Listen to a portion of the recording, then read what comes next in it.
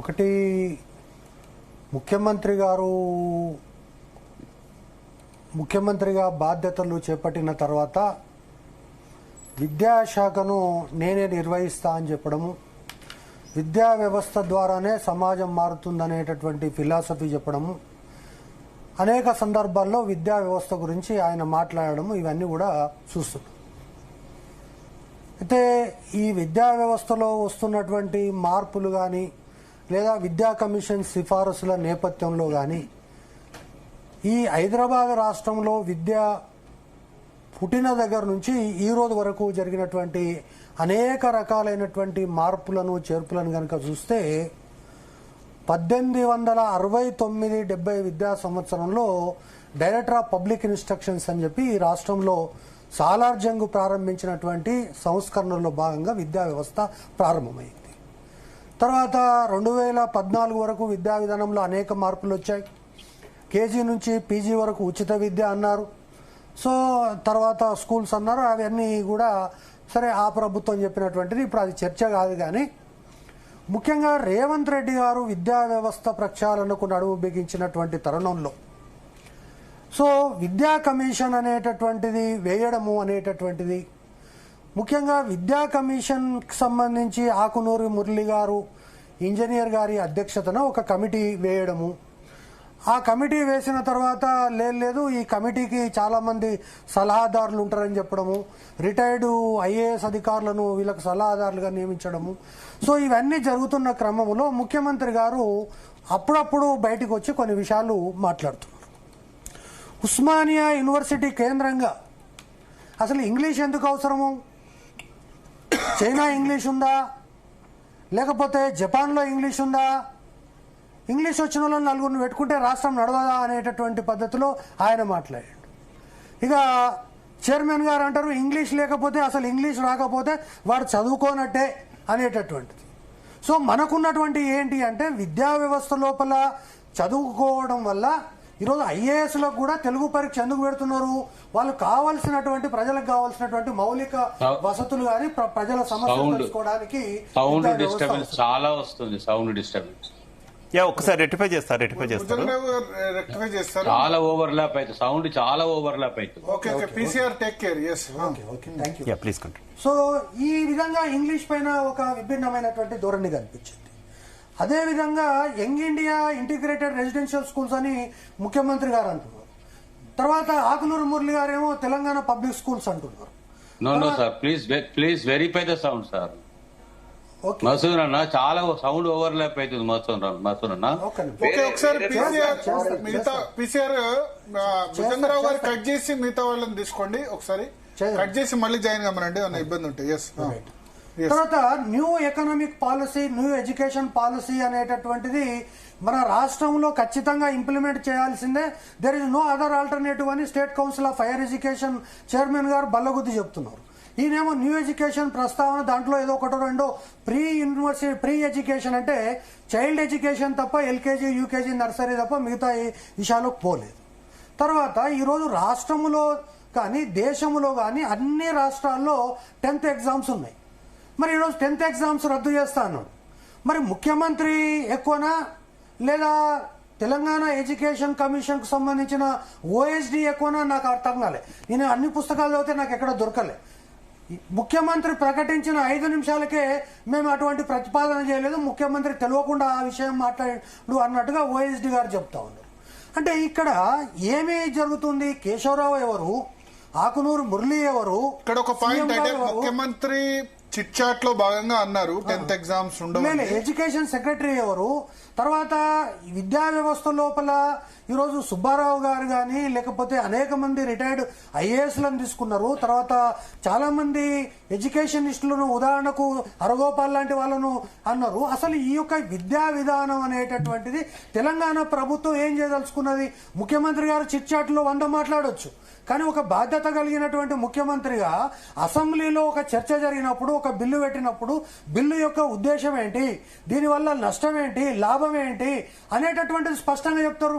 10th class పరీక్షలను రద్దు చేయడానికి మీకు ఏ కమిటీ సిఫారసు చేసింది? 10th క్లాసు పరీక్షల వల్ల ఇబ్బందులు పడుతున్నటువంటి విద్యార్థులు ఎవరు, తల్లిదండ్రులు ఎవరు?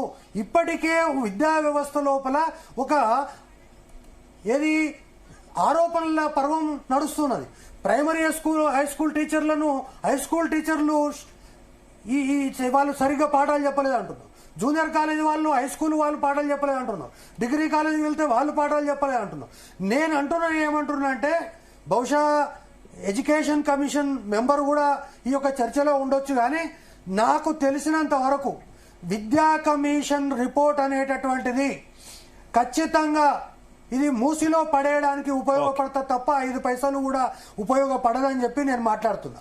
ఎందుకు మాట్లాడుతున్నా అంటే ఒకవైపు టీచర్లనేమో లేదు టీచర్లంతా కూడా ఒకవేళ వాళ్ళకు రెగ్యులర్ ఉద్యోగాలు ఇస్తే వాళ్ళు లెథర్జీకి అవుతారు కాబట్టి మీరు కాంట్రాక్ట్ వాళ్ళ ద్వారా నడపండి అంటున్నారు. మళ్ళీ ఒకవైపు డిగ్రీ కాలేజీల్లో యూనివర్సిటీల్లో కాంట్రాక్ట్ వ్యవస్థ ఉంది కాబట్టి అది తీసేయండి అంటున్నారు. తర్వాత ఎవరు అడిగినారు నిన్ను ఇంటర్మీడియట్ విద్యా వ్యవస్థను స్కూల్ ఎడ్యుకేషన్లో కలపమని? ఈరోజు జాతీయ స్థాయిలో 2017 నుంచి 2020 వరకు అనేక రకాలుగా చర్చ చేసినటువంటి నేషనల్ ఎడ్యుకేషన్ పాలసీ కూడా ఈ యొక్క 10+2+3 విద్యా విధానాన్ని మార్చి 5+3+3+4 విద్యా విధానాన్ని తీసుకొచ్చిన it is only for pedagogical, కానీ స్ట్రక్చరల్ రిఫార్మ్స్ అవసరం లేదన్న విషయం కనీసం ఈ యొక్క ఎడ్యుకేషన్ ఒకటి. మధుసూదన్ రెడ్డి గారు, ఇప్పుడు మీరు +2 విద్యా విధానాన్ని వ్యతిరేకిస్తున్నారా? +2 విద్యా విధానం కొనసాగాలని కోరుతున్నా నేను. +2 విద్యా విధానము గనక ఈ రాష్ట్రంలో తీసేస్తే పివి నరసింహారావును అవమానించినట్టే. పివి నరసింహారావు చాలా రాష్ట్రాల్లో లేదు కదా. పివి నరసింహారావు కాలి గోటికి కూడా సరిపోయినటువంటి విద్యావేత్తలు ఏ విధంగా +2 విద్యా వ్యవస్థను రద్దు చేస్తున్నారు? +2 విద్యా వ్యవస్థను రద్దు చేయమని ఏ తల్లిదండ్రులు కోరినరు, ఏ విద్యార్థులు కోరినరు? ఈ రోజు ఆల్ ఇండియా లెవెల్లో కమిషన్ రిపోర్ట్ ఇచ్చింది కదా. అరే విద్యా కమిషన్ కు ఏం తెలుసా అండి? విద్యా కమిషన్ అనేటటువంటిది సిబిఎస్ఈ లో ఉంది కదా. ఇప్పుడు ఏమంటుందండి, సిబిఎస్ఈ లో ఉంది. సిబిఎస్ఈ స్కూలు ఇదే చారకొండ వెంకటేష్ గారిని మీరు సిబిఎస్ఈకి సంబంధించి మీరు హైదరాబాద్ పబ్లిక్ స్కూల్స్ కోండి, లేకపోతే Jubilee hills public school 10th class వరకు ఎన్ని సెక్షన్లు ఉన్నాయి? ఇంటర్మీడియట్ లో 2 సెక్షన్లు కూడా మిగులుతలేవు. మీరు పెట్టినటువంటి రెసిడెన్షియల్ స్కూల్స్ కానీ రెసిడెన్షియల్ స్కూల్స్ లో కనుక చూస్తే ప్రారంభంలో 9th 10th చెప్పే వాళ్ళే ఇంటర్మీడియట్ తో చెప్పించారు. అది కుదరదని చెప్పేసి ఇంటర్మీడియట్ కు సపరేట్ సెటప్ ఆఫ్ లెక్చరర్స్ ఇచ్చారు. ఆ తర్వాత అది కూడా సరిపోదని చెప్పేసి ఇంటర్మీడియట్ స్థాయిలో ప్రత్యేకమైనటువంటి ఎక్సలెన్సీ సెంటర్ పెట్టి ఈ విధంగా గచ్చిబౌలిలో ఎక్సలెన్స్ సెంటర్ పెట్టి ఈరోజు దేశవ్యాప్తంగా ఐఐటీల్లో కానీ ఎన్ఐటీల్లో కానీ లేకపోతే నీట్లో కానీ ఈరోజు 2 తెలుగు రాష్ట్రాల నుంచి ఉన్నతమైనటువంటి ఫలితాలు సాధిస్తున్నటువంటి పరిస్థితులలో ఈరోజు పరిస్థితులు మారి organic chemistry, inorganic chemistry, physical chemistry మారినటువంటి పరిస్థితులలో నేను 9th నుంచి 12th వరకు ఒకరితోనే చెప్పిస్తా, ₹1,00,000 చదువు 50,000కే ఇస్తా, 48,000కే ఇస్తా అనేటటువంటి పరిస్థితి ఉంది. వెంకటేష్ గారు ఇంకో విషయం చెప్తున్నా, ఈ రాష్ట్రములో రూపాయి ఫీజు లేకుండా ఇంటర్మీడియట్ వరకు ఫ్రీ ఎడ్యుకేషన్ ఉంది. ఈ రోజు మీరు తీసుకుంటున్నటువంటి ఈ యొక్క బస్సు ఖర్చులే ₹1,000 ప్రతి మంత్ విద్యార్థులు చెల్లించాలంటే ఎట్లా చెల్లిస్తారని చెప్తున్నా. తర్వాత 32 లక్షల మంది విద్యార్థులను ఈ రోజు బస్సులో తీసుకుపోవడము తీసుకురావడము ఇవన్నీ కూడా దేనికోసం చేస్తున్నారని ఎవరికి కూడా అర్థం కానటువంటి పరిస్థితి ఉంది. 27,000 స్కూళ్లను ఏం చేస్తారంటే దానికి సమాధానం లేదు. ఆయన ఇష్టం వచ్చినట్టుగా మాట్లాడుతున్నాడు. తర్వాత రాజకీయ నాయకులు, ఈరోజు రాజకీయ నాయకులు ఎవరైనా మాట్లాడుతుండొచ్చు, కానీ ఇష్టం వచ్చినట్టుగా మాట్లాడడం, వానికి చదువు రాదని చెప్పడం, వాడు చదవలేదని చెప్పడం, ఆయన పొలిటీషియన్ గా ఉంటే ఉండొచ్చు. కానీ ఒకవేళ ఇదే గనక ఆకునూరి మురళి సిఫారసులను గనక మీరు అమలు చేస్తే తెలంగాణలో ఆంధ్రప్రదేశ్ లో జగన్ కు పట్టిన గతే మీకు పడుతుంది అనేటువంటి మిగిలిన గెస్టుల దగ్గర కూడా మనం వెళ్దాం. భుజంగరావు గారు, ఆడియో క్లియర్ గా ఉంది అప్పుడు? భుజంగరావు గారు, మీరేం చెప్తారు? ఆకునూరు మురళి కమిషన్ ఇచ్చినటువంటి నివేదిక సంబంధించి, అలాగే ప్రభుత్వం ముఖ్యంగా ముఖ్యమంత్రి చేసినటువంటి ఈ ప్రకటన మీద ఏం చెప్తారు? ఇప్పుడు ఆకునూరి మురళి గారు అంటే తాను నియమించిన విద్యా కమిషన్ కు చైర్మన్ గా పనిచేసిన వ్యక్తి. నిర్దిష్టమైన సూచనలు చేయమంటే 18% తగ్గకుండా విద్యా రంగానికి కేటాయింపులు చేయాలి బడ్జెట్ లో అని చేసిన ప్రధానమైనటువంటి సూచన ఏమైంది? ఎందుకు పట్టించుకోలేదు? 8.22% బడ్జెట్ కేటాయింపులు ఎందుకు పరిమితం చేయాల్సి వచ్చింది? అంటే కమిషన్ సిఫార్సులను తుంగలో తొక్కుతూ ఇవాళ ముఖ్యమంత్రి తానుగా తన నిర్ణయాలు అమలు చేస్తున్నాడా, లేదా విద్యా కమిషన్ సూచించిన సిఫార్సుల్లో అనేక ఉపాధ్యాయ సంఘాలుగా విద్యావేత్తలుగా మేము విద్యా రంగాన్ని నష్టపరిచే అంశాలను మీరు అనేక సార్లు డిబేట్ పెట్టినప్పుడు కానీ మా ఆవేదనను కమిషన్ కు సంఘ నాయకులు తీసుకుపోయి ప్రతిపాదించిన సందర్భాల్లో కమిషన్ చైర్మన్ నిర్లక్ష్యం చేసింది. ఈ రోజు చర్చ ఇంత విస్తృతంగా ఇంత లోతుగా జరుగుతున్న దాన్ని ఇంత నిర్లక్ష్యం చేస్తూ పట్టించుకోకపోవడం ఏంది అంటున్నాను నేను. ఈ విద్యా రంగం మాది అంటే రిటైర్ అయినటువంటి ఉపాధ్యాయులుగా పనిచేస్తున్న ఉపాధ్యాయ అధ్యాపక ఆచార్యులకు సంబంధించినదిగా లక్షలాది మంది నిరుపేద బడుగు బలహీన దళిత వర్గాల పిల్లలు విద్యా అవకాశాల్లో చదువుకునే స్థితి లేనటువంటి వాళ్ళు చదువుకునే స్థితిలో ఉన్నటువంటి వాళ్ళు చదువుకున్న దాని మీద ఇష్టానుసారంగా విద్యామంత్రి తానే ముఖ్యమంత్రిని నేనే అయినటువంటి సందర్భంలో వికటించే ప్రయోగాలు చేస్తే ఇది దేనికి మంచిది అని అడుగుతా ఉన్నా నేను. అన్ని రంగాలు సర్వనాశనం అయిపోయినాయి. తెలంగాణ రాష్ట్రంలో ఏ రంగం కూడా బాగాలేదు. ఇక మిగిలింది విద్యారంగం విధ్వంసానికి గురైతే ఒక జనరేషనే మొత్తం పాడైపోద్ది కదా, భవిష్యత్తు తరాలే దెబ్బతింటాయి కదా. ఇవాళ 5+3+3+4 అనేటువంటిది NEP 2020లో ఎన్డీఏ ప్రభుత్వం ప్రతిపాదించినప్పటికీ తీసుకొచ్చినప్పటికీ కూడా ఇలా 2026 అంటే అమలుకు పూనుకోకుండా ఇంకా అనేక రకాలైనటువంటి చర్చల్లో విస్తృతంగా జరుగుతూ ఉన్నటువంటి సందర్భంలో అమాంతంగా మీద వేసుకొని ఇవాళ 5+3+3+4 నేను అమలు చేస్తా అనే విధంగా ఇవాళ పాఠశాల విద్య ఇవాళ 10th క్లాస్ ఎగ్జామ్స్ ఉండవు, ఇంటర్మీడియట్ బోర్డు ఆ రకంగా రెండింటినీ కలిపేసి ఈ ప్యాటర్న్ తీసుకుంటాము అని అన్నప్పుడు ఒక చర్చ ఏమొస్తుంది? CBSE విధానాన్ని ఈ ప్రభుత్వం అమలు చేయదలుచుకున్నదా, ICSE విధానాన్ని అమలు చేయదలుచుకున్నదా? ఒకవేళ అలా అమలు చేయాలని అనుకున్నప్పుడు విద్యార్థుల అభ్యసన బోధన సామర్థ్యాలు మావి, అభ్యసన మానసిక స్థాయిలు వాళ్ళని పరిశీలించి కొంత గడువిచ్చి మానసికంగా ప్రిపేర్ చేసి ఉన్న పరంగా మేము రద్దు చేస్తాము అందులోకి వెళ్ళిపోతాము అని అనడము ఆశించిన ఫలితాలు రాకపోగా విధ్వంసానికి గురయ్యేటువంటి ప్రమాదం ఉంది. విద్యారంగం కనుక ప్రమాదం అయితే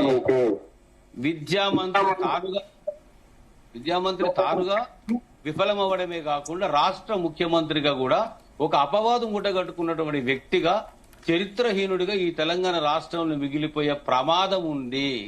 కాబట్టి నేనేమంటున్నానంటే +2ను ఆహ్వానిస్తున్నాం. బోర్డ్ ఆఫ్ సెకండరీ అలాగే ఉంటది, +2 అనేటువంటి బోర్డ్ ఆఫ్ ఇంటర్మీడియట్ ఇలాగే ఉండాలి.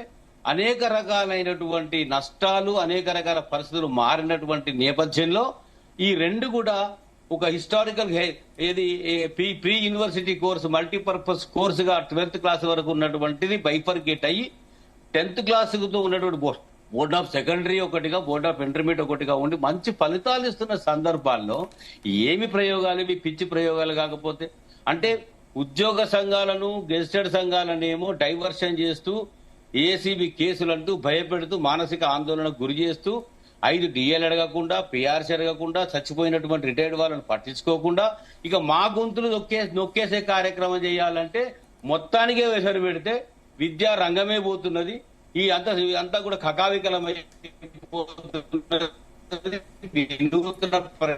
మీ వాయిస్ పిక్సెల్ అవుతుంది భుజంగరావు గారు, మళ్ళీ కరెక్ట్ చేద్దాం. వాయిస్ కొంచెం ప్రాబ్లం ఉంది. PCR చారకొండ వెంకటేష్ గారు విద్యా కమిషన్ మెంబర్ జాయిన్ అయ్యారు మనతో పాటు. వెంకటేష్ గారు వినబడుతుందా? PCR చారకొండ వెంకటేష్ ఉన్నారా?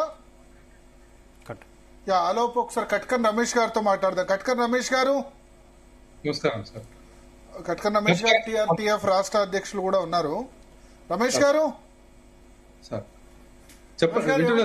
ఇప్పుడు తెలంగాణ పబ్లిక్ స్కూల్ కాన్సెప్ట్ వ్యతిరేకిస్తున్నారా మీరు, లేకపోతే రేషనలైజేషన్ వ్యతిరేకిస్తున్నారా, లేకపోతే ఫస్ట్ టు ఇంటర్మీడియట్ ఒకటే ప్రెమిసెస్ లో ఉండడాన్ని వ్యతిరేకిస్తున్నారా? విద్యా కమిషన్ రిపోర్ట్ మొత్తాన్ని వ్యతిరేకిస్తున్నారా, కొన్ని సపోర్ట్ చేసి కొన్ని వ్యతిరేకిస్తున్నారా? ఓవరాల్ గా విద్యా కమిషన్ రిపోర్టు చాలా కష్టపడి చాలా గ్రామాలు కానీ అనేక ఇన్స్టిట్యూషన్స్ కానీ తిరిగి తయారు చేసింది. ఆయన యొక్క బాధను కూడా దానిలో మనం పరిశీలన చేయాలి. అంటే ప్రభుత్వ పాఠశాలలోని విద్యార్థులు ప్రభుత్వ కానీ అటు ప్రైవేట్ కానీ ఈ రెండింటి మీద ఆయన అనాలిసిస్ ఉంది. దానిలో కనీసమైనటువంటి చదవడం రాదు, వారికి ఏ రకమైనటువంటి ఇన్పుట్ ఇవ్వాలి, ఎట్లా విద్యా వ్యవస్థ ఉండాలి అనేటువంటిది ఒకటైతే, ఆకునూరు మురళి గారు చాలా స్పష్టంగా గత 10 సంవత్సరాలుగా ప్రభుత్వ పాఠశాలల్లో 40% మంది విద్యార్థులు తగ్గిపోతున్నారు. దీనికి ప్రధానమైనటువంటి కారణం ప్రాథమిక పాఠశాల అంటే 1వ తరగతికి వచ్చేసరికి మన ప్రభుత్వ పాఠశాల ఉంది కనుక పూర్వ ప్రాథమిక పాఠశాలను బలోపేతం చేయాలని చాలా క్లారిటీగా చెప్పారు. అంటే ఆయన ఏమన్నాడంటే ఇప్పుడు ఉన్నటువంటి అంగన్వాడీలు ఏవైతున్నాయో స్త్రీ శిశు సంక్షేమ శాఖ కింద పనిచేస్తున్నాయి కనుక వాటిని విద్యాశాఖ పరిధిలోకి తీసుకొచ్చి వారికి శిక్షణ ఇచ్చి ఆ శిక్షణ ఇచ్చినటువంటి ఆ ఉపాధ్యాయుల ద్వారా పూర్వ పాఠశాలను కనుక నెలకొల్పితే ఖచ్చితంగా ప్రభుత్వ పాఠశాలల్లో గుణాత్మకమైనటువంటి నాణ్యమైనటువంటి విద్య వస్తుంది, మళ్ళీ ప్రభుత్వ పాఠశాలకు విద్యార్థులు వస్తారని ఆయన మేము చాలా రోజులుగా చెప్తున్నది ఏంటంటే క్లాప్ అని క్లిప్ అని 9వ తరగతిలో 10వ తరగతిలో రీడింగ్ రైటింగ్ స్కిల్స్ పెంచాలని ఒక తపన రాష్ట్ర ప్రభుత్వం పడుతుంటే అది కాదు. 1వ తరగతిలో 1వ తరగతి గది సామర్థ్యాన్ని పిల్లవానికి ఇవ్వాలి. ప్రాథమిక విద్య అంటే 10వ తరగతి ఎగ్జామ్స్ కు పెడుతున్నటువంటి దానికి పడుతున్న తపన 1వ తరగతిలో విద్యాశాఖ పడటం లేదు ఎక్కడ కూడా మేము చూస్తున్నటువంటిది. కనుక 1వ తరగతి విద్యార్థి మీదనే తపన పడాలంటే ఆయన నర్సరీ ఎల్కేజీ యూకేజీ నుంచి తపన పడాలని, ఖచ్చితంగా ప్రాథమిక విద్య అనేటువంటిది విద్యార్థికి అందించినప్పుడు ఉన్నత తరగతిలో అలాంటి ఏ ఇబ్బందులు ఉండవని చెప్పేసి ప్రాథమిక విద్యను బలోపేతం చేసేందుకోసం పాఠశాలల్లో పూర్వ ప్రాథమిక విద్యను పెట్టేందుకోసం వారు సూచనలు చేశారు. ఆ సూచనలు మేము ఆహ్వానిస్తున్నాం. అయితే అక్కడ ఒకటి ఏంటంటే వారు చెప్పిన దానిలో ఖచ్చితంగా ఆంగ్ల మాధ్యమే ఉండాలి అని అన్నారు. అక్కడ మాకు కొంత డిఫరెన్స్ ఉంది.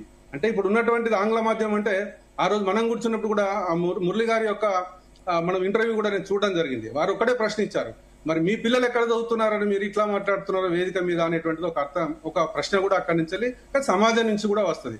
కాకుంటే ఇప్పుడు మేము ఫస్ట్ జనరేషన్ గా మేమున్నాం, మా పిల్లలు సెకండ్ జనరేషన్ గా ఉన్నారు. కానీ ప్రభుత్వ పాఠశాలకు వస్తున్నటువంటి విద్యార్థులంతా ఇవాళకి ఫస్ట్ జనరేషన్ గానే ఉన్నారు. ఇంకా తల్లిదండ్రులు చదువుకోలేని పరిస్థితుల్లో ఉన్నారు కనుక ఖచ్చితంగా వాళ్ళకు మాతృభాష నుంచి ఆంగ్ల భాషకు తీసుకుపోయే రీతి లోపల మెల్లమెల్లగా వాళ్ళని తీసుకొని పోతే ఒక సెకండ్ జనరేషన్ కు ఖచ్చితంగా ఆంగ్ల మాధ్యమం పోవాల్సిందే, అది తప్పేం కాదు.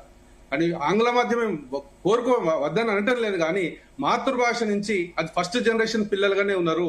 ఇంకా వాళ్ళ పేదరికం ఉంది, అక్కడ తల్లిదండ్రులు ఇంకా చదువుకోనేటువంటి పరిస్థితుల్లో ఉన్నారు. మాతృభాషలోనే విద్యా బోధన అయితే ఇప్పుడు అడుగుతున్న బేసిక్ క్వశ్చన్ ఏంటంటే ప్రభుత్వ ఉపాధ్యాయుల పిల్లలందరూ కూడా ఇంగ్లీష్ మీడియం చదువుతున్నారు, ప్రభుత్వ పాఠశాలల్లో చదివే వాళ్ళు మాత్రం మాతృభాషలోనే తెలుగులోనే చదవాలనడం ఎంత మేరకు కరెక్ట్ అని అడుగుతున్నారు.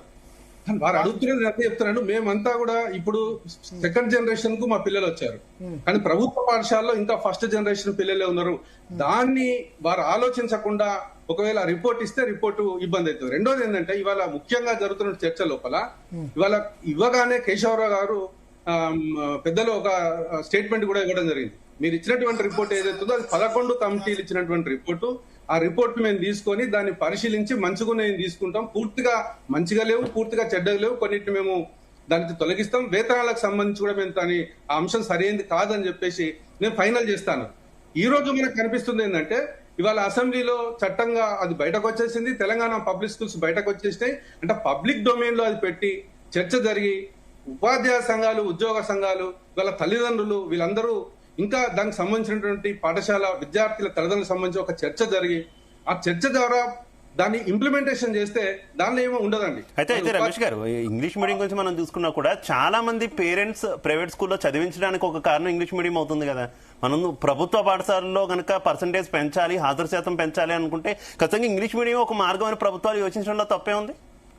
ప్రభుత్వం మేము చాలా క్లారిటీగా చెప్తున్నది ఏంటంటే ఆంగ్ల మాధ్యమ పాఠశాలకు పూర్తిగా వ్యతిరేకం కాదు, కానీ ప్రభుత్వ పాఠశాలలో ఉన్నటువంటి విద్యార్థులు ఫస్ట్ జనరేషన్ సంబంధించిన వారు ఎక్కువగా ఉన్నారు కనుక వారిని తెలుగు మాధ్యమం నుంచి ఆంగ్ల మాధ్యమాన్ని తీసుకొని పోవాలి. మరొక జనరేషన్ లో ఇప్పుడు బయట ఉన్నటువంటి మనంగా అంటే సెకండ్ జనరేషన్ గా ఉన్నదానికి ఫస్ట్ జనరేషన్ గా ఉన్నదానికి డిఫరెంట్ ను కమిషన్ గుర్తించలేదు. అందరినీ ఒకటే గాడిలో కడితే ఇప్పుడున్నటువంటి ప్రభుత్వ పాఠశాల ఉన్నటువంటి ఆ విద్యార్థులకు ఆయంత విద్య ఆయనతో అనాలిసిస్ కూడా వాళ్ళు చేసుకోలేని పరిస్థితి వస్తుంది కనుక మెల్లమెల్లగా తెలుగు మాధ్యమం నుంచి ఆంగ్ల మాధ్యమం తీసుకొని పోవాలి, కానీ ఎకాఎకిన ఆంగ్ల మాధ్యమం వాళ్ళ యొక్క బ్యాక్గ్రౌండ్ వాళ్ళ నుంచి ప్రయత్నం జరుగుతుంది కదా. ఆంగ్ల మాధ్యమం సక్సెస్ స్కూల్స్ పెట్టారు, అప్పుడు రాజశేఖర రెడ్డి టైం నుంచి స్టార్ట్ అయింది కదా. ఆంగ్ల మాధ్యమం గురుకులాలు మొత్తం ఇంగ్లీష్ మీడియమే ఉంది. ఉంది, అది ఎక్కడి నుంచి ఉంది, అది 6వ తరగతి 5వ తరగతి నుంచే ఉంది కనుక ఇప్పుడు పూర్తిగా లేదు. కానీ అక్కడ ఉన్నటువంటిది తెలుగు భాష ద్వారా ఆంగ్ల మాధ్యమాన్ని తీసుకుపోయే ప్రయత్నం జరిగితే తప్ప ఆకునూరి మురళి గారు ఏదైతే శ్రమ పడ్డారో ఆ శ్రమకు తగిన ఫలితం రాదు. రెండోది మళ్ళీ ఒకసారి చెప్తున్నాను, కమిషన్ గా వారి మన కేశవరావు గారికి అంత క్లారిటీగా చెప్పిన తర్వాత దాని మీద పూర్తి చర్చ లేకుండానే ఈ రోజు తెలంగాణ పబ్లిక్ స్కూల్స్ కానీ తెలంగాణ విద్యా కమిషన్ సిఫార్సు కానీ అమల్లోనికి వచ్చినట్టుగా ఇవాళ బడ్జెట్ లో బయటకు వచ్చిన సందర్భంలో ఆవేదన ఉంది. కనుక ఇక్కడ చాలా అంశాలు వీళ్ళు ఏమంటారంటే ఉపాధ్యాయ సంఘాలు కానీ మొత్తంగా ఆకునూరు మురళి గారు వేతనాలకు సంబంధించి చాలా చిన్నగానే మాట్లాడుతున్నాం. ఈ రోజు దానిలో ఉన్నటువంటిది ఇవాళ రిక్రూట్మెంట్ కూడా మేము మాట్లాడాం, ఒక వేతనాల మీదనే మాట్లాడలేదు. ఆ రిక్రూట్మెంట్ మీద మరి ఏదైనా ఒక స్పందన ఉండాల్సిన అవసరం ఉంది, ఇప్పటి వరకు కూడా స్పందన లేదు. అంటే భవిష్యత్తు లోపల మొత్తము ఉపాధ్యాయుల యొక్క రిక్రూట్మెంట్ ఓన్లీ కాంట్రాక్ట్ బేసిస్ మీదనే ఉంటుంది. అంటే 2 సంవత్సరాలు అప్రెంటిస్, 3 సంవత్సరాలు కాగానే ఒక ఎగ్జామ్ రాయాలి, ఎగ్జామ్ ఫెయిల్ అయితే షోకాజు, ఇంకోసారి ఎగ్జామ్ ఫెయిల్ అయితే తొలగిస్తారు, ఒకవేళ పాస్ అయితే మళ్ళీ అతను టీచర్ గా 5 సంవత్సరాలు కాంట్రాక్ట్ బేస్డ్ ఉంటాడు. 10 సంవత్సరాలు అయిన తర్వాత ఆ టీచర్ కొనసాగుతాడంటే మళ్ళీ 5 సంవత్సరాల కోసం మళ్ళీ ఎగ్జామ్ రాయాలంటే జీవిత కాలంలో రెగ్యులర్ వేతనాలు ఉంటాయి కానీ రెగ్యులర్ టీచర్ గా అతడు ఉండటం లేదు. మరొక ముఖ్యమైన అంశం, ఈ రాష్ట్ర ప్రభుత్వం గౌరవ ముఖ్యమంత్రి వర్యులు మా యొక్క ఉపాధ్యాయుల యొక్క ఆవేదనను పట్టించుకొని టెట్ విషయంలో సుప్రీంకోర్టులో రివ్యూ పిటిషన్ వేశారు. ఈ రిపోర్ట్ లో చాలా క్లారిటీగా వాళ్ళు ఏం రాశారంటే టెట్ అనేటువంటిది ఒక డిఎస్సి కన్నా ముందు ఉంటే ఒక డిఎస్సి రాసిన తర్వాత ఈ కాబోయే ఎవరైతే ఉపాధ్యాయులు కాదలుచుకున్నారో వాళ్ళకి ఆ టెట్ అనేటువంటి అయిపోతుంది, అక్కడికి మళ్ళీ తిరిగి టెట్ రాయాల్సిందే. అంటే మేము శాశ్వతంగా ఇవాళ ఒకసారి టెట్ పాస్ అయ్యేదానికి రాష్ట్ర ప్రభుత్వం సరైనది కాదని అక్కడ సుప్రీంకోర్టులో కొట్లాడుతున్న సందర్భం లోపల ఆకునూరి మురళి గారి యొక్క రిపోర్ట్ లోపల టెట్ అనేటువంటిది ఒక్క డిఎస్సి సంబంధించి మాత్రమే చెప్పడం జరిగింది. మరొక అంశం, గతంలో కూడా ఉపాధ్యాయులకు సంబంధించి కూడా మంచి ఉపాధ్యాయుడు చెడ్డ ఉపాధ్యాయుడు దాని మీద గతంలో చాలా వివాదం జరిగింది. ఇప్పుడు దీనిలో ఏం చెప్పారంటే ఉపాధ్యాయులను ABCDగా వర్గీకరిస్తారని చెప్పారు. అంటే అది మేము మీకు చెప్పము, కానీ ఉపాధ్యాయులను మేము బేరీజ్ వేసి వాళ్ళని ABCDలుగా వర్గీకరించి వాళ్ళ శిక్షణ ఇస్తామన్నారు. ఇది కూడా ఏదైతే ఉపాధ్యాయులకు సంబంధించి విద్యా వ్యవస్థ లోపల ఒక వైరుధ్యానికి, విద్యా వ్యవస్థ నాశనానికి దారితీసేగా ఉన్నాయి. చాలా మంచి అంశాలు ఉన్నాయి, అవి తీసుకుందాం. ఏవైతే ప్రాథమిక విద్యకు హయ్యర్ ఎడ్యుకేషన్ వ్యతిరేకంగా ఉన్నటువంటి విధానాలను తప్పకుండా తొలగించేందుకోసం పబ్లిక్ డొమైన్ లో పెట్టి చర్చ చేసిన తర్వాత అది ఫైనల్ అయిన తర్వాతనే చట్టంగా బయటకు రావాలని చెప్పి కోరుతున్నాం. రైట్. హనుమంతరావు గారు ఆడియో క్లియర్ గా ఉందా మీకు? హనుమంతరావు గారు మీరు ఏం చెప్తారు? ఇప్పుడు మీరు ఒకటి విషయాలండి, ఆకునూరి మురళి గారు రిపోర్టు పైన అనేక ఆబ్జెక్షన్స్ ఉన్నవి. ఒకటి మేజర్ గా ఏమంటారంటే ఆయన ఇంగ్లీష్ మీడియం ఉండాలి అంటున్నాడు. ప్రతి ప్రీ ప్రైమరీ నుంచి మొదలు పెట్టుకొని యూనివర్సిటీ వరకు ఇంగ్లీష్ మీడియం ఉండాలి. ఫర్ ఎగ్జాంపుల్ గా కేరళ తీసుకుందాము, తమిళనాడులో తీసుకుందాము, ప్రాథమిక విద్య ఏ భాషలో ఉందండి? మరి జనరల్ గా in our India those who speak in English fluently means only from Kerala into Tamil Nadu. They have proficiency in English. Even though they studied primary education in their own mother tongue. కాబట్టి ప్రాథమిక విద్య అనేటువంటిది must and compulsory ఏం చేయాలంటే private institution కానీ government institutions కానీ ఎక్కడైనా కూడా ప్రాథమిక విద్య మాతృభాష బోధన ఉంటే ఆ విద్యార్థి మెచ్యూర్డ్ ఎక్స్పోజర్ కావడానికి అవకాశం ఉంటది. ఆ తర్వాత 6th to యూనివర్సిటీ వరకు 100% ఇంగ్లీష్ మీడియం పెట్టండి. There is no restriction. ఇది బేసికల్ గా సైకాలజీ చెప్పినటువంటి, ఎడ్యుకేషన్ చెప్పినటువంటి, మన దేశమే కాదు ప్రపంచ వ్యాప్తంగా ఉన్నటువంటి ఒక సూచన. దీనిని ఎప్పుడైతే ఇంగ్లీష్ మీడియం అని వస్తుందో ఆ స్టూడెంట్స్ అంతా కూడా మెచ్యూరిటీ అనేటివి లేకుంటది. మరి మా పిల్లలు ఇంగ్లీష్ మీడియం చదువుతున్నారు కదా అనేటువంటిది ఒక వస్తుంది. అందుకే చెప్తున్నాం ఏంటంటే ప్రాథమిక విద్య private or government in any institution it should be in mother tongue అనేది పెట్టాలి. ఇప్పుడు మనం ఏం చదువుతున్నామంటే మా family members we can speak in English, we can educate our students, whereas our students who are studying in government schools, their parents have no knowledge of English. How can they teach? How can? ఇది ఒక point. తర్వాత రెండవ పాయింట్కి వస్తే ఏమంటున్నారు అని అంటే NEP 2020 5+3+3+4 అనింది. దాన్ని ఇంప్లిమెంట్ చేస్తున్నామని కాకుండా దాన్ని మళ్ళీ ఇక్కడనే ఇంట్రడ్యూస్ చేస్తున్నట్లుగా అనిపించింది. మరి దాన్ని ఇంప్లిమెంట్ చేస్తున్నారా చేస్తలేదు కానీ సరే తెలంగాణ ఎడ్యుకేషన్ పాలసీ అని సపరేట్ గా పెట్టిండ్రు. ఈ పెట్టిన క్రమం లోపల మళ్ళీ ఏమంటున్నారంటే దాదాపు ఇప్పుడు ఈ సిస్టమ్ లోపల ఒకవేళ ఇంట్రడ్యూస్ చేస్తే మండలానికి స్ట్రెంత్ ని యావరేజ్ తీసుకుంటే 1 లేదా 2 స్కూల్స్ పెట్టాలంటున్నారు. మరి మిగతా స్కూల్స్ ఎక్కడ వెళ్ళాలి? అది కూడా ఆలోచన చేయాలి కదా. కాబట్టి ఈ మొత్తం స్కూల్స్ అంటే దాదాపు 26,000 ఉన్నటువంటి స్కూల్స్ ఇప్పుడు ఓవరాల్ గా తీసుకుంటానంటే ఒక 1000 స్కూల్స్ కన్నా ఎక్కువ కావు. మరి 1000 స్కూల్స్ కన్నా ఎక్కువ కానప్పుడు మిగతా 25,000 స్కూల్ ఎక్కడ వెళ్ళాలి? దీని ఆల్టర్నేటివ్ ఏముంది? సరే అట్లా కూడా చేసినాం. మళ్ళీ వాళ్ళు ఏమంటారు, ఆ మండలంలో 1 లేదా 2 స్ట్రెంత్ ను బట్టి అంటున్నారు. మరి ఆ పిల్లల్ని తీసుకురావడానికి ఏమంటారు? ట్రాన్స్పోర్ట్ అంటారు. ట్రాన్స్పోర్ట్ ఎవరు బేర్ చేయాలంటారు? పేరెంట్స్ చేయాలంటారు. మరి వాళ్ళకు మనము బుక్స్ ఇస్తున్నాము, డ్రెస్ ఇస్తున్నాము, ఇప్పుడు నెక్స్ట్ టై, షూ, బ్యాగ్ అన్ని కూడా కిట్ ఇస్తామంటున్నాము, అల్పాహారం పెడతామంటున్నాము, మధ్యాహ్న భోజనం పెడతాం. ఇవన్నీ పెడుతున్నప్పుడు ఇక ఈడికి వచ్చినప్పుడు ఆ ట్రాన్స్పోర్ట్ కూడా ఎందుకు పెట్టకూడదు? అంటే ఉదాహరణ చెప్తున్నా, అంటే ట్రాన్స్పోర్ట్ పెట్టుకునే స్థాయిలో లేరు కాబట్టి సమస్య ఏర్పడ్డది. కాబట్టి మళ్ళీ వాళ్ళని ఇన్వాల్వ్ చేయడం అనేటువంటిది ఇది ఫ్రీ ఎడ్యుకేషన్ కాదు, ఇది పెయిడ్ ఎడ్యుకేషన్ కిందనే ట్రీట్ చేయాల్సినటువంటి అవసరం ఉంటుంది. ఇక రెండవది, ఈ యొక్క సిస్టమ్ లోపల టీచర్స్ రిక్రూట్మెంట్ అనేటువంటిది it is purely private sector గా అవుతుంది. వాళ్ళు ఏమంటారు, ప్రతిది కూడా గవర్నమెంట్ సెక్టార్ లో అనేటువంటి ఫెయిల్ అవుతుంది, గవర్నమెంట్ సెక్టార్ పోతుంది, మొత్తం ప్రైవేటైజేషన్ అవుతుంది. మరి వీళ్ళు ఈ యొక్క రిపోర్ట్ లో ఏముంది? కంప్లీట్ గా టీచర్స్ అనేటువంటిది ప్యూర్లీ ఆన్ టెంపరరీ బేస్ అనేటువంటిది స్పష్టంగా కనబడుతుంది. అదే విధంగా మళ్ళీ ఇంకేమంటున్నారు అంటే కాన్ఫిడెన్షియల్ రిపోర్ట్ ఇవ్వాలి. అది ఇంతకుముందు సార్ చెప్పినట్లుగా ఏబిసిడి అని కేటగిరీ చేసి, అంటే జనరల్ గా వేరే డిపార్ట్మెంట్స్ లోపల police department, LIC department, different departments లోపల సిఆర్ అని రాస్తారు. అంటే ఆ సిఆర్ బేస్ గా అంటే ప్రమోషన్స్ వస్తాయి అనేటువంటిది. ఇక్కడ ఏమంటున్నారు, కాన్ఫిడెన్షియల్ రిపోర్ట్ ఇస్తే అది బయటికి బహిర్గతం చేయమంటారు. తర్వాత నెక్స్ట్ ప్రమోషన్స్ ఏముంటాయి? ప్రమోషన్స్ లేవు. తర్వాత రెండవది ఇంకా అందులో ఇంకో పాయింట్ ఏంటంటే ముఖ్యంగా హనుమంతరావు గారు, అసలు నర్సరీ నుంచి 12th వరకు ఒకే బోర్డు ఉండడం వల్ల వచ్చేటటువంటి ఇబ్బందులు ఏంటంటే విద్యార్థులకు ఎటువంటి ఇబ్బందులు ఉంటాయి, అలాగే ఉపాధ్యాయులకు ఎటువంటి ఇబ్బందులు ఉంటాయి, ఏం చెప్తారు సార్? నేను ఒకటి ఏంటంటే ప్రైమరీ నుంచి 1 to 5th అనేటువంటిది, అంటే ప్రీ ప్రైమరీ నుంచి 5+3 వరకు ఒక క్యాడర్ ఆఫ్ టీచర్స్ ఉండాలి. తర్వాత 3+4 అనేటువంటిది 3 ఇంకో క్యాడర్ ఉండాలి, 4 కి ఇంకో క్యాడర్ ఉండాలి ఇన్ జనరల్ గా ఆలోచన చేస్తే. కానీ ఇక్కడ ఏమైతుందంటే ఇక రిక్రూట్మెంట్ అయిన తర్వాత వీళ్ళు నెక్స్ట్ ప్రమోషన్స్ అనేటువంటి ఛానల్ ఉంటేనే ఆ టీచరు ఎంతూజియాజం గా పని చేయడానికి అవకాశం ఉంటుంది. ప్రమోషనే లేనప్పుడు ఎన్ని సంవత్సరాల దాంట్లో పనిచేయాలి? అదే క్యాడర్ లో పనిచేయాలి.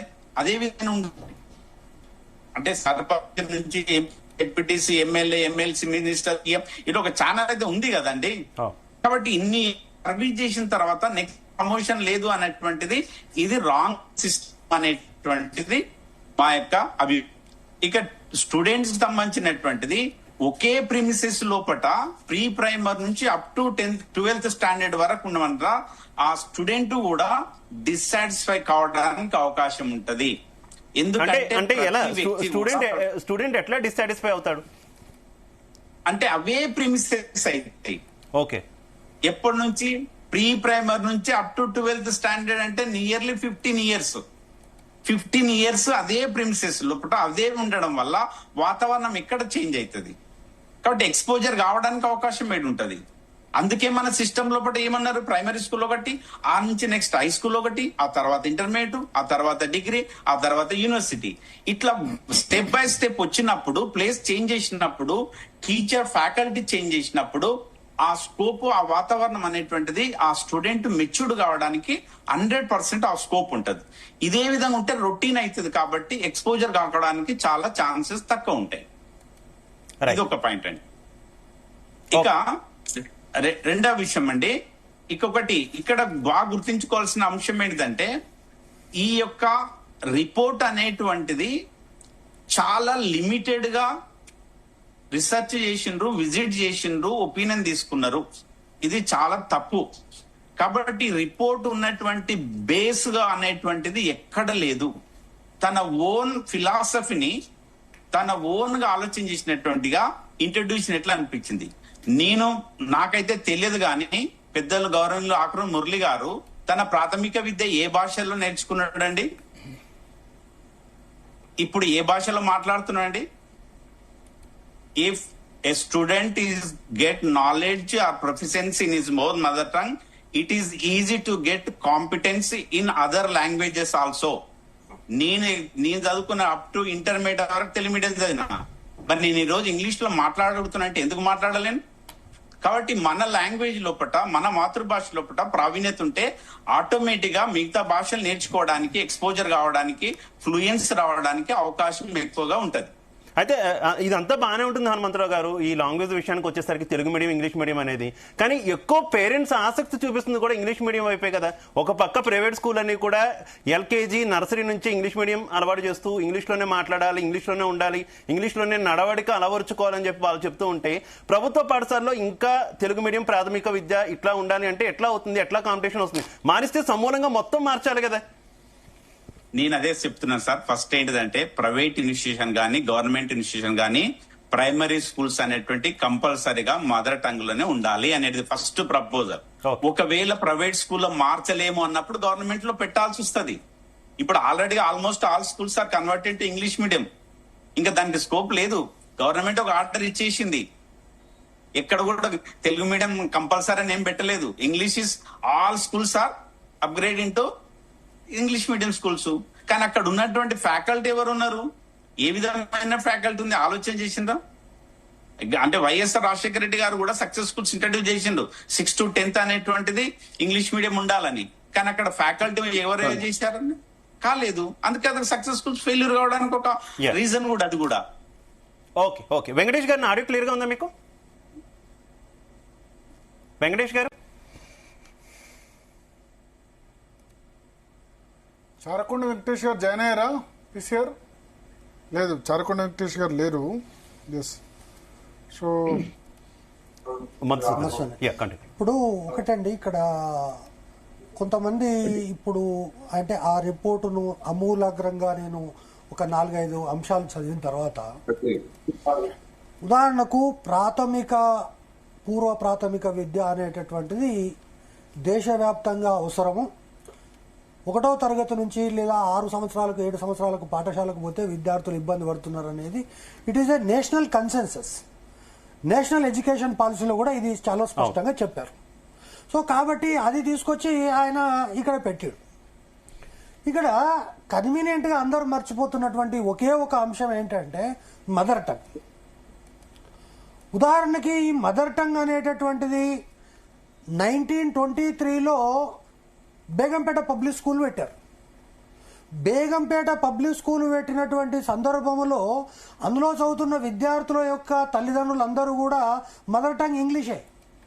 మరి ఆ 23 నుంచి ఇప్పటి వరకు ఒక 50,000 స్కూళ్ళు పెట్టొచ్చు కదా, పెట్టలేదు. ఎందుకని లేదు అంటే, ఇంతకుముందు ఉన్నటువంటి ప్రభుత్వం ఒకటి అన్నది, భారతీయ విద్యాభవన్ లాగా లేదా బేగంపేట పబ్లిక్ స్కూల్ లాగా అందరూ ఒకే దగ్గర చదివే విధంగా మేము సిబిఎస్ఈ సిలబస్ తీసుకొస్తామన్నారు. అది సాధ్యం కాదు. నేను ఇక్కడ చెప్తున్నా, అసలు ఇన్ని చర్చలు వద్దండి. ఇప్పుడు చారకొండ వెంకటేష్ గారు ఉన్నారా, లేకపోతే ఆకునూరు మురళి గారు ఉన్నారా? మీరేమంటున్నారు? మేము దేశ విదేశాలు తిరిగినామన్నారు.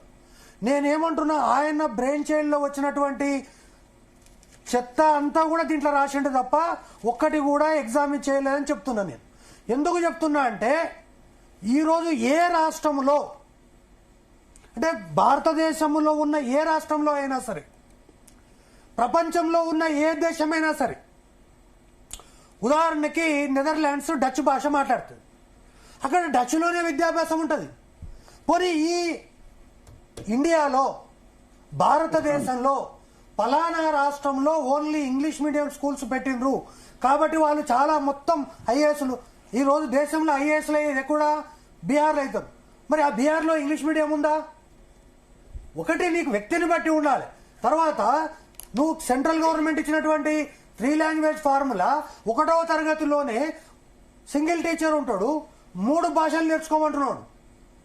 అంటే ఇంగ్లీష్ నేర్చుకోవాలి, హిందీ నేర్చుకోవాలి, తర్వాత తెలుగు నేర్చుకోవాలి. ఎక్కడి నుంచి నేర్చుకున్నావు ఈ విద్యా విధానం? నేను ఏమంటున్నా, ఈ యొక్క విద్యా విధానం పట్ల, ఈ యొక్క అంశం పట్ల నేను ఇంటర్మీడియట్ కు సంబంధించి ఒక నిమిషం మీకు స్పష్టంగా చెప్పదలుచుకున్నా. ఎందుకంటే ఇంటర్మీడియట్ మెర్జర్ అనేటటువంటి దానికి ఇక్కడ చాలా మందికి బ్యాక్గ్రౌండ్ తెలియక ఇంటర్మీడియట్, అరే దేశవ్యాప్తంగా ఇంటర్మీడియట్ కలిసే ఉంది కదా, ఇగో రెసిడెన్షియల్ స్కూల్స్ కలిసే ఉన్నాయి కదా, లేదా బేగంపేట పబ్లిక్ స్కూల్లో 12th వరకు ఉంది కదా. బేగంపేట పబ్లిక్ స్కూల్లో ప్రైమరీ సెక్షన్ వేరు, హై స్కూల్ సెక్షన్ వేరు, +2 సెక్షన్ వేరు, అక్కడ ఉండే విద్యార్థుల సంఖ్య వేరు. అయినప్పటికీ కూడా 10th క్లాసులో 12 సెక్షన్లు ఉంటే ఇంటర్మీడియట్కి వచ్చే వాళ్ళకి 2 సెక్షన్లు మిగులుతున్నారు, మిగతా వాళ్ళంతా వెళ్ళిపోతున్నారు. అదేవిధంగా ఈ రాష్ట్రంలో ఎస్సీ, ఎస్టీ, బీసీ, మైనార్టీ గురుకులాలు పెట్టిండ్రు. వాటిలోనే 10th క్లాస్ ఉంది కాబట్టి 9th, 10th చెప్పే టీచరే ఇంటర్మీడియట్ కూడా చెప్తారని ప్రారంభంలో పెట్టిండ్రు. వర్కౌట్ కాలే. 9th చెప్పేటటువంటి physical science teacher chemistry, physics చెప్పే రోజులు పోయినాయి ఇప్పుడు. దాంతో స్కూళ్ళు ఆ యొక్క కాలేజీలను వివరించారు. అయినప్పటికీ కూడా వాళ్ళకి ఫలితాలు రాలే.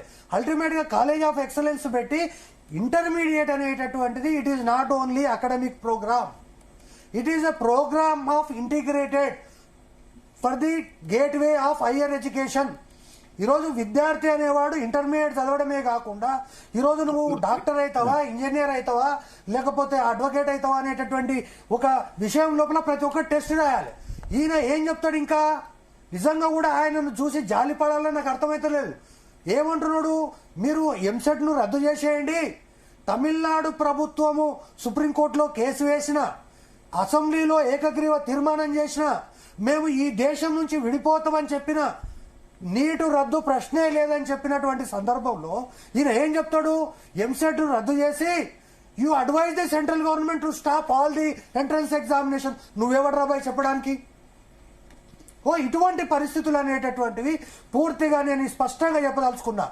ఆయన యొక్క వ్యక్తిగతమైనటువంటి పైత్యాన్ని ఇందులో పొందుపరిచిండు తప్ప ఇందులో ఏ విషయాలైనా యాదృచ్ఛికంగా కొన్ని మంచి విషయాలు వస్తే వచ్చిండొచ్చు. కానీ ఈ రిపోర్టును ఏ మాత్రం కూడా పరిగణలోకి తీసుకున్నా రేవంత్ రెడ్డి విద్యా వ్యవస్థను 30 సంవత్సరాలు వెనుకకు తీసుకుపోతున్నాడు అనేటటువంటి సంకేతమే వస్తే తప్ప బంచ్ ఆఫ్ కాంట్రడిక్షన్స్. యూనివర్సిటీలో కాంట్రాక్ట్ లెక్చరర్లు పాఠాలు చెప్తున్నారు, రెగ్యులర్ లేక విద్యా వ్యవస్థ నాశనం అయిపోయింది అంటాడు.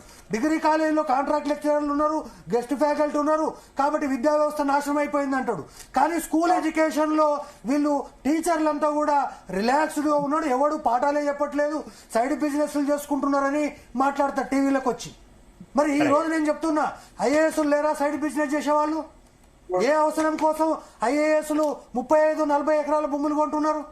అదేవిధంగా ఈ రోజు రాష్ట్రంలో ఉన్నటువంటి విద్యా వ్యవస్థ గత నిజాం కాలం నుంచి పివి నరసింహారావు వరకు లేదా నిన్నటి కేసీఆర్ వరకు కూడా ఎవరు కూడా ఇన్స్టిట్యూషనల్ చేంజెస్ చేయలేదు.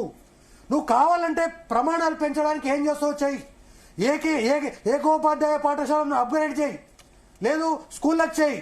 ఈయన చెప్తున్నటువంటి విషయం బహుశా చారకొండ వెంకటేష్ గారు ఉన్నారో లేరో, ఆయన లెక్కల ప్రకారమే 1,50,00,000 మంది విద్యార్థులు, చదువుకు అర్హమైనటువంటి విద్యార్థులు ఈరోజు తెలంగాణలో ఉన్నారు యాజ్ ఆన్ టుడే. కానీ ఆయన పెట్టినటువంటి స్కూల్స్ ఏవైతే ఉన్నాయో, నిన్న కేసీఆర్ కాన్స్టిట్యున్సీలో స్కూల్ ఎందుకు పెట్టిండు అది బయట ప్రజలకు ఎందుకు తెలియదు? ఎందుకు అంటే కేసీఆర్ ఎడ్యుకేషన్ హబ్ ఆడ కట్టిండు, ఆల్రెడీ సిద్ధంగా ఉంది కాబట్టి దాని చుట్టూ గోడ కట్టి మేము తెలంగాణ మోడల్ స్కూల్ పెట్టినామని చెప్పుకోవడానికి కేసీఆర్ కాన్స్టిట్యున్సీలో పెట్టారు తప్ప. వెంకట్ గారు నా ఆడియో క్లియర్ గా ఉందా మీకు? Okay sir. వెంకట్ గారు మీరు ఏం చెప్తారు? చెప్పండి సార్. మీ ఒపీనియన్ ఏంటి ఈ నూతన విద్యా విధానానికి సంబంధించి, తెలంగాణ ప్రభుత్వం తీసుకురావాలనుకుంటున్నటువంటి నూతన విద్యా విధానానికి సంబంధించి? ఒకటి సార్, మేము ఆల్రెడీ ఇదివరకు పత్రికా ముఖం కూడా చెప్పాము. ఆకునూరి మురళి గారు చాలా రోజుల పాటు కష్టపడిచ్చిన రిపోర్టు ఇవాళ 1-2 అంశాల వల్ల పెద్ద చర్చనీయాంశంగా మారింది. అందులో ముఖ్యంగా టీచర్ రిక్రూట్మెంట్, టీచర్ వేజెస్ మీద ఆయన కామెంట్ గాని ఆయన రిపోర్ట్ గాని ఆచరణ సాధ్యం కాదు, అది సరైంది కాదు. వారు ఇచ్చిన రిపోర్టు ప్రకారం చెప్పాలంటే వెల్ఫేర్ స్టేట్ లో ఎంప్లాయ్మెంట్ పర్మనెంట్ ఉండాలి తప్ప కాంట్రాక్ట్ పెట్టి టెంపరీ పెట్టి ఉద్యోగుల జీవితాలతో చెలగాటాలాడతామని చెప్పడం అది కరెక్ట్ కాదు. రెండోది కాన్సెప్ట్ ఏంటంటే కాంట్రాక్ట్ ఎంప్లాయీస్ అయితే బాగా పనిచేస్తారు అనే భావన ఉంటే అడ్మినిస్ట్రేటర్లు అందరూ కాంట్రాక్ట్ ఎందుకు పెట్టట్లేదు సివిల్ సర్వీసెస్ లో? ఇది ఆలోచించాలి. అందుకని సమస్యకు పరిష్కారం చూపేయడానికి కోసం కమిషన్ రిపోర్ట్ చేయాలంటే ఇప్పటి వరకు ఉన్న వ్యవస్థలో క్వాలిటీ ఎడ్యుకేషన్ లేదు అనే భావన ప్రజల్లో ఉంది, అధికారుల్లో ఉంది, ఫీల్డ్ లో ఉన్న పరిస్థితి కూడా వాస్తవం. ఎడ్యుకేషన్ క్వాలిటీని ఇంప్రూవ్మెంట్ చేయడానికి కోసం స్కూల్ స్టాండర్డ్స్ పెంచాలి. అట్లాగే గవర్నమెంట్ స్కూల్లో యొక్క ఎన్రోల్మెంట్ పెరగాలంటే ప్రైవేట్ స్కూల్లో యొక్క ఫ్లోటింగ్ ను తగ్గి గవర్నమెంట్ స్కూల్ వైపు పిల్లలు అట్రాక్ట్ అవ్వాలి. అట్రాక్ట్ అవ్వాలంటే క్లాస్ రూమ్ కు ఒక టీచర్ ఉండాలి, క్లాస్ రూమ్ అట్మాస్ఫియర్ ఉండాలి, మధ్యాహ్న భోజనం కాస్త క్వాలిటీగా ఉండాలి. ఇంకా అవసరం అనుకుంటే కేర్ టేకింగ్ మీన్ పొద్దున 8 గంటల నుండి సాయంత్రం 6 గంటల వరకు 5:30 వరకు ఎంగేజ్ చేయగట్టట్టుగా ఇప్పుడున్న గ్రామీణ స్కూళ్లలో కూడా ఆ టైమింగ్ షెడ్యూల్లో మార్చి దానికి ఆల్టర్నేట్ అరేంజ్మెంట్స్ చేస్తే తప్పనిసరిగా గవర్నమెంట్ స్కూల్లో కూడా ఎన్రోల్మెంట్ పెరుగుతుంది. ఎన్రోల్మెంట్ పెంచడానికి కోసం సిఫారసులు ఇవ్వమంటే ఉన్న వ్యవస్థ మొత్తం కుప్పగూలు చేసి ఒక కొత్త వ్యవస్థను తీసుకొస్తామని చెప్పారు. మేము గతంలో కూడా చెప్తా ఉన్నాం. ఇప్పుడు వారు ఇచ్చిన రిపోర్ట్ లో కూడా ఏం చెప్తుందంటే పదే ఈ రాష్ట్రం దౌర్భాగ్యం ఏంటంటే 29 రకాల స్కూళ్లు ఉన్నాయి, 29 రకాల స్కూళ్లు ఉన్నాయి అన్నారు. అందుకే మేము చెప్పదలుచుకున్నాం మురళి గారి రిపోర్ట్ ప్రకారం 29 రకాల స్కూళ్లు ఎట్లా వచ్చినాయి? ఇలాంటి అధికారులు వచ్చిన వాళ్ళ ప్రయోగాలు చేసుకుంటూ కొత్త రకమైన స్కూల్ పెట్టడం, అభ్యుదయ స్కూలు, మోడల్ స్కూలు, కస్తూర్బా రకరకాల పేర్లతోటి ప్రతి ఒక్క అధికారి వచ్చి ప్రయోగాలు చేయడంతో 29 రకాల స్కూల్ వచ్చినాయి. ఇప్పుడు తిన ప్రయోగంలో 30వ స్కూల్ వచ్చింది తప్ప ఇది కూడా ఎక్కడైనా. అందుకనే మేము చెప్పదలుచుకుంది ఏంటంటే ఇప్పటికైనా ప్రభుత్వం ఆలోచించాల్సింది ఏంటంటే ఏదైనా ఒక విధానం తీసుకొస్తున్నప్పుడు ముఖ్యంగా ప్రభుత్వం ఒక డెమోక్రటిక్ ఫంక్షన్ లో పోవాలి. ఒక సిఫారసు వచ్చిన వెంటనే దాని స్టేక్ హోల్డర్స్ ని పిలిచి మాట్లాడాలి. ఉపాధ్యాయ సంఘాలతో సమావేశం లేదు, మేధావులతో సమావేశం లేదు, తల్లిదండ్రులు గాని విద్యార్థి సంఘాలతో సమావేశం లేదు. కానీ ముఖ్యమంత్రి ఒక వేదిక మీద ఒక స్టేట్మెంట్ ఇస్తారు, వెంటనే కమిషన్ చైర్మన్ గా ఉన్న మురళి గారు మేము అది సిఫారసు చేయలేదంటారు. అట్లాగే కేశవరావు గారు ఇంకో రకమైన స్టేట్మెంట్ ఇస్తారు. అంటే మొత్తం మీద కమిషన్ రిపోర్ట్ వచ్చిన నుంచి అందరినీ గందరగోళపరిచి అసలు ప్రభుత్వం ఏం చేయదలుచుకుందో స్పష్టం చేయకుండా కాలం వెళ్లదీయడం తప్ప ఇంకోటి కనబడట్లేదు. ఒకటండి ఈ రోజు మేము చెప్పదలుచుకుంది, ఈ రాష్ట్ర ప్రభుత్వానికి ప్రభుత్వ బళ్లను బాగు చేసే చిత్తశుద్ధి ఉంటే ఒక విషయంలో స్పష్టంగా చెప్పొస్తుంది. ఆకునూరి మురళి గారి రిపోర్ట్ ని యథాతథంగా ఆమోదిస్తాం అన్న ప్రభుత్వానికి 18% బడ్జెట్ విద్యారంగంలో ఎందుకు కేటాయించలేదండి? 18% వదిలేయండి, కనీసం కాంగ్రెస్ పార్టీ మేనిఫెస్టోలో పెట్టుకున్నట్టుగా అధికారంలో రావడానికి 15% బడ్జెట్ కేటాయిస్తామన్నారు. ఇవాళ 3వ బడ్జెట్ వచ్చింది. ఎంత వచ్చిందని 8.22, అంటే లాస్ట్ ఇయర్ బడ్జెట్ కంటే 0.066 బడ్జెట్ పెంచారు. అంటే బడ్జెట్ లేకుండా బళ్లను బాగు చేస్తామని చెప్తే ఇది ప్రజల్ని భ్రమల్లో ముంచడం తప్ప ఇంకొకటి కాదు. బడ్జెట్ కేటాయింపులు పెరిగితే ఇవాళ ఆకునూరు మురళి గారు రిపోర్ట్ చెప్పారు ఏమని, ఉద్యోగుల వేతనాలు 90% ఉన్నాయి కాబట్టి వేతనాల భారం తగ్గించడానికి మరి కొత్తగా విధానం సిఫారసు చేసినామని చెప్పి మీ ఇంటర్వ్యూలో మీరు వివరణ అడిగినప్పుడు కానీ ఇతర ఛానల్ వివరణ అడిగినప్పుడు కూడా చెప్తా ఉన్నారు. ఇవాళ మేము చెప్పదలుచుకుంది ఏంటంటే ఒక విషయం క్లారిటీ మీ ద్వారా భరత్ గారు, ఒక రోజు ఒక వ్యవస్థకు ఇచ్చిన బడ్జెట్ అలాట్మెంట్ లో ఇవాళ 90% వేతనాలకు పోతుంది అంటున్నారు. అంటే ఉన్న బడ్జెట్ ఎంత? 6%, 7% బడ్జెట్ కేటాయిస్తే అందులో 90% పోతుంది. రేపు 15%, 16% కేటాయిస్తే ఈ 90% అందులో కూడా వేతనాలు రావు కదా. వేతనాలు ఇంతే ఉంటది కదా, వేతనాల భారం ఇంతే ఉంటది కదా. కాబట్టి తక్కువ బడ్జెట్ ఇచ్చి ఇవ్వాల్సిన వేతనాలను భారంగా చూపించి ఇన్ఫ్రాస్ట్రక్చర్ డెవలప్మెంట్ కు వేతనాలను తగ్గించాలని చెప్పడం సరైనది కాదు.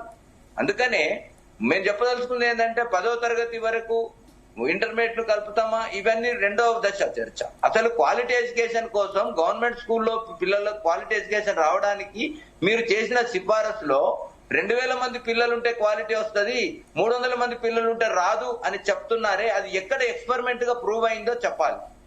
ఎందుకంటే 300 మంది పిల్లలు ఉన్న చోట అందరు టీచర్లు ఉండి అన్ని అకామిడేషన్స్ ఉంటే అక్కడ కూడా క్వాలిటీ వస్తుంది కదా. ఇంకా ఆ మాటకు వస్తే సైకాలజికల్ గా చూసినప్పుడు పిల్లల సంఖ్య ఎక్కువైన ఇందాక మిత్రులు ఒక ప్యానెల్లో మిత్రులు మాట్లాడుతూ చెప్పారు 15 సంవత్సరాలు అంటే ఎల్కేజీలో ఒక ప్రిమిసెస్ లో వచ్చిన పిల్లవాడు ఇంటర్మీడియట్ వరకు అంటే 15 ఏళ్ళు అవుతుంది. 15 ఏళ్ళు ఒకే ప్రిమిసెస్ లో చదువుతున్న క్రమంలో ఇంటర్మీడియట్ ఎల్కేజీ ఒకే ప్రిమిసెస్ లో ఉన్నప్పుడు అడ్మినిస్ట్రేషన్ ఒకటే ఉంటే అసలు పిల్లవాడి మీద అటెన్షన్ ఎట్లా ఉంటుంది? అడ్మినిస్ట్రేషన్ కు 2000 మంది పిల్లల్ని కంట్రోల్ చేయడం అనేది ఒక ప్రిన్సిపల్ తో సాధ్యమయ్యే పని. అది ఏ రకంగా చూసినా సరిది కాదు. టీచర్ పీపుల్ రేషియో ర్యాపో పెరగాలంటే, పర్సనల్ అటెన్షన్ పెరగాలంటే మినిమం స్ట్రెంత్ ఉండాలి. ఇప్పుడు వారు చెప్పిన దాని ప్రకారం ఏం చెప్తున్నారు? ఒక్కొక్క సెక్షన్ కు 40 మందే ఉంటారు హై స్కూల్లో, కానీ 3 సెక్షన్లు ఉంటాయి అంటున్నారు. అంటే మొత్తం ఉన్న వ్యవస్థలన్నింటినీ కుప్ప చేసి ఒక్క దగ్గరికి తీసుకురావడం కోసం చెప్తున్నారు. మేమేం అడుగుతున్నాం ఇవాళ? మా ఇంటెన్షన్ ఒకటే, ఇవాళ విద్యారంగంలో బళ్ళు చాలా బాగుపడాలంటే ఇప్పుడున్న వ్యవస్థలో 10 మందికి 20 మంది పిల్లలకు 5 టీచర్లు ఇవ్వమని మేము అడగట్లేదు. మేము తెలంగాణ రాష్ట్రం ఏర్పడ్డ తర్వాత 2014లో ఈ రాష్ట్ర ప్రభుత్వానికి ఒక డాక్యుమెంట్ ఇచ్చాం. ఆ డాక్యుమెంట్ ను విద్యాశాఖ మంత్రి ఆనాడు జగదీశ్వర్ రెడ్డి గారు ఉన్నారు, వారికి డాక్యుమెంట్ ఇచ్చాం. దాంట్లో మేము స్పష్టంగా చెప్పాం, క్లాసుకు ప్రైమరీ సెక్షన్ అయితే 15 నుంచి 20 మంది పిల్లలు ఒక క్లాస్ గా చేసేటట్టుగా ఆ ఒక్క స్కూల్ 2 స్కూల్ పక్క స్కూళ్లను కలిపి అయినా సరే ఒక జీపీ హెడ్ క్వార్టర్ లో ఒక మంచి స్కూల్ పెట్టి ఒక 100 మంది పిల్లల్ని ప్రైమరీ స్కూల్లో పెట్టేటట్టుగా 50 నుంచి 100 మంది పిల్లలు ఉంటే క్లాస్ కి 20 మంది చొప్పున 100 మంది 5 క్లాసులు ఉంటే 5 టీచర్లు. పేరెంట్ యొక్క ఇంట్రెస్ట్ రీత్యా ఇంగ్లీష్ మీడియం కోరుకుంటున్నారు కాబట్టి పేరెంట్స్ కోరుకున్న ఎడ్యుకేషన్ ఇవ్వడం ప్రభుత్వ బాధ్యత కాబట్టి ఇంగ్లీష్ మీడియం స్టార్ట్ చేయమని కూడా చెప్పాం. ఇంగ్లీష్ మీడియం స్టార్ట్ చేసినంత మాత్రాన తెలుగు మీడియం మూసేయమని కాదు. ప్యారలాల్ గా తెలుగు చదవాలనుకున్న వాళ్ళకు తెలుగు మీడియం కూడా ఉండాలంటే ఆ రకమైన ఫెసిలిటీస్ ఇవ్వాల్సిన అవసరం ఉంది. కానీ చేస్తే ఆకాశంలోనే భవనాలు మీడియంతో పాటు వెంకట్ గారు, మీడియంతో పాటు ఈవెన్ ప్రైవేట్ స్కూళ్లలో కూడా త్రిభాష విధానం అమలవుతుంది. నర్సరీ నుంచే చాలా ప్రైవేట్ స్కూళ్లలో త్రిభాష విధానం అమలు చేస్తున్నారు. అంటే మిగిలిన అన్ని సబ్జెక్టులు ఉంటున్నాయి, దాంతో పాటు తెలుగు హిందీ కూడా పెడుతున్నారు. కనీసం ఫస్ట్ క్లాస్ వస్తే తప్పితే తెలుగు హిందీ 2 భాషలు అని పిల్లలకు తెలియనటువంటి పరిస్థితి కదా. అదే మోజులో ప్రభుత్వాలు కూడా పడుతున్నాయి అనుకోవాలి. పేరెంట్ ఇంగ్లీష్ మీడియం కోరుకుంటున్నాడు కాబట్టి ఇంగ్లీష్ మీడియం పెట్టడం తప్పు కానే కాదు. ఇంగ్లీష్ మీడియం పెట్టినంత మాత్రాన తెలుగును నిర్లక్ష్యం చేయాల్సిన అవసరము లేదు. తెలుగు భాష నేర్పాలి. అవి languages for communication, not for knowledge. కాకపోతే ఇంగ్లీష్ మీడియం మేము కూడా ఎందుకు స్వాగతిస్తున్నామంటే ఇవాళ పిల్లవాడి నాలెడ్జ్ ఎక్స్టెండ్ కావాలంటే లిటరేచర్ గానీ ఇన్ఫర్మేషన్ గానీ ఇంగ్లీష్ మీడియంలో ఎక్కువ అవైలబిలిటీ ఉంది కాబట్టి ఇంగ్లీష్ నాలెడ్జ్ మీద గ్రిప్ ఉంటే, కొంత లాంగ్వేజ్ మీద గ్రిప్ ఉంటే ఎక్కువ ఇన్ఫర్మేషన్ కలెక్ట్ చేసుకునే సోర్స్ పిల్లవాడికి వస్తుంది. అందుకని ఇంగ్లీష్ మీడియం చదివినంత మాత్రాన కమ్యూనికేట్ చేయలేడానికి కోసం కాదు, ఇంగ్లీష్ మీడియం చదివిన వాళ్ళందరూ ఇంటలెక్చువల్స్ అవుతారని కూడా కాదు. కాబట్టి మీడియం ఆఫ్ ఇన్స్ట్రక్షన్ అనేది ఒక కమ్యూనికేషన్ టూల్, దానికి ప్రయారిటీ కాదు. కానీ పేరెంట్స్ డిమాండ్ ఉన్నది. ప్రైవేట్ స్కూల్ నుండి అట్రాక్ట్ చేయడానికైనా సరే గవర్నమెంట్ స్కూల్లో ఇంగ్లీష్ మీడియం ఇంట్రడ్యూస్ చేయాల్సిన అవసరం ఉందని చెప్పాము. ఆ రకంగా చేశారు లాస్ట్ ఇయర్. కానీ చేస్తే ఏం లాభం?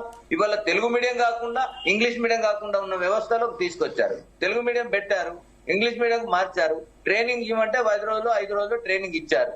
అది సరిపోదు. ప్రతి సంవత్సరం కొంత స్ట్రెంథనింగ్ చేసి ఒక 3 ఏళ్ళు 4 ఏళ్ళు అటెన్షన్ పెడితే ఇంగ్లీష్ మీడియం వైపు ఒక క్వాలిఫైడ్ స్టాఫ్ ఏర్పడే అవకాశం ఉంది. అందుకనే ఇవన్నీ ప్రయోగాలు చేస్తూ పిల్లల ఒక జనరేషన్ టు జనరేషన్ చేంజ్ అవుతూ క్వాలిటీ తగ్గుతా ఉన్నది తప్ప అన్ని కూడా విఫల ప్రయోగాలు. ఇవన్నీ కూడా విఫల ప్రయోగాలు నిరూపితం అవుతా ఉన్నాయి. దీనికి అంతటికీ కారణం ఏంటంటే ఒక్కటేనండి, మేము ఇవాళ సొల్యూషన్ చెప్పదలుచుకుంది. ఏ రిపోర్ట్ ఇచ్చినా అది విద్యారంగ ఐడియాలజీతో పనిచేసిన అధికారులతో మళ్ళీ ఒక సమావేశం పెట్టి దాని పాలసీలు డిసైడ్ చేయాలి.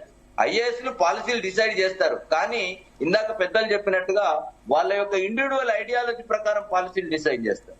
ఇవాళ నేను ఒక విషయం చెప్పదలుచుకున్నాను, సరే రిలేటెడ్ కావచ్చు కాకపోవచ్చు సందర్భం కాబట్టి చెప్తున్నాను. ఇవాళ టీచర్ టీచింగ్ చేయడానికి బిఎడ్ చేశాడు, సైకాలజీ చదివాడు, పిల్లలతో ఎలా ర్యాప్ చేయాలో ఎక్స్పీరియన్స్ ఉంది. కానీ వీళ్ళ మనం అనుకున్న పద్ధతిలో నేను పాఠం చెప్పడానికి లేదు. మా ఐఏఎస్ అధికారి సెక్రటరీ గారు డైరెక్టర్ గారు ఎక్కడో కూర్చొని వాళ్ళు పాలసీ డిజైన్ చేసి ఇట్లనే పాఠం చెప్పండి అట్లనే పాఠం చెప్పాను. రాష్ట్ర వ్యాప్తంగా ఒకే పద్ధతిలో పాఠం చెప్పాలనే మెథడ్ ను కొత్తగా తయారు చేస్తున్నారు. అక్కడ మరి బిఎడ్ కు సైకాలజీకి విలువ ఎక్కడుంది? అందుకని బోధన పద్ధతిలో మార్పులు తీసుకొచ్చి స్కూళ్లలో స్టాండర్డ్స్ ను పడిపోవడానికి కారణాలు అవుతున్నాయి. ప్రయోగాలు తీసుకొచ్చి కారణాలు చేస్తున్నారు తప్ప ఈ రకమైన పథకాలు మార్చడం వల్ల ప్రయోజనం లేదు. క్వాలిటీ ఎడ్యుకేషన్ ఇవ్వాలంటే ఎడ్యుకేషన్ మీద కాన్సన్ట్రేట్ చేయాలి, టీచర్లు పనిచేసేటట్టుగా చేయాలి. ఎస్, ఆకునూరి మురి గారు చెప్పిన దాంట్లో కొన్ని వాస్తవాలు ఉంటే ఉండొచ్చు. కానీ మేము ఇవాళ యూటీఎఫ్ గా మేము ఒక మాట చెప్తున్నాం, ఉపాధ్యాయుల్లో పని తక్కువలో, పని తేడాలో, పని విధానంలో తేడా ఉంటే దాన్ని మార్చాల్సింది ఎవరు? ప్రభుత్వం, అధికార యంత్రాంగం. మేము పనిచేయని టీచర్లను, బడికి పోని టీచర్లను మేము కాపాడే ప్రయత్నం చేయట్లేదు. వాళ్ళ మీద శిక్షించండి, వాళ్ళతో పని చేయించండి. కానీ అలా పనిచేయట్లేదు అని చెప్పి నిందించి పనిచేసే వాళ్ళని కూడా అవమానిస్తుంటే చాలా తప్పు. అనేక సర్వేల ప్రకారం కూడా తెలుపుతా ఉంది, ఇలా 10%, 15% ఎస్కేపిజం ఉంటే ఉండొచ్చు. కానీ 80% పనిచేస్తున్న వాళ్ళ యొక్క మనోభావాన్ని దెబ్బతీసే రీతిలో రిపోర్ట్ ఇవ్వడం సరైనది కాదనేది నేను మీ ద్వారా మరొకసారి ప్రభుత్వానికి తెలియజేస్తున్నాను. అందుకనే ప్రభుత్వం ఈ పాలసీని అమలు జరపాలనుకుంటే తప్పనిసరిగా ఉపాధ్యాయ సంఘాలతో ముందుగా సమావేశం ఏర్పాటు చేయాలి. మేధావులతోటి, పేరెంట్స్ తోటి, విద్యార్థి సంఘాలతోటి పెట్టి వాళ్ళ అభిప్రాయాలు తీసుకోవాలి అని చెప్పి మీ ద్వారా కోరుతాం.